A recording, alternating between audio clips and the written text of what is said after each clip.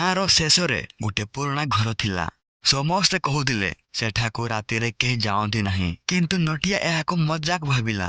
ସେ ତାର ସାଙ୍ଗକୁ କହିଲା, ଚାଲିରେ ଯିବା, ଭୂତ ଥିଲେ ସେଲ୍ଫି ନେବା। ରାତି 11ଟାରେ ଦୁହେଁ ଲାଇଟ୍ ନେଇ ସେ ଘରକୁ ଗଲେ। ଘର ଭିତରେ ପଶିବା ସହିତ ଥଣ୍ଡା ପବନ ବହିଲା। ଉପର ଘରୁ ଠକ୍ ଠକ୍ ଠକ୍ ଶବ୍ଦ ଆସୁଥିଲା।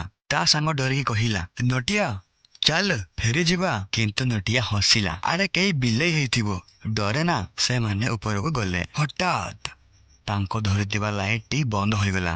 ଅନ୍ଧାର ଭିତରେ ଗୋଟେ ବୁଢ଼ୀର ଶବ୍ଦ ଆସିଲା, ମୋ ଘରକୁ କିଏ ଆସିଛି? ଦୁହେଁ ଭୟରେ କମ୍ପିବାକୁ ଲାଗିଲେ।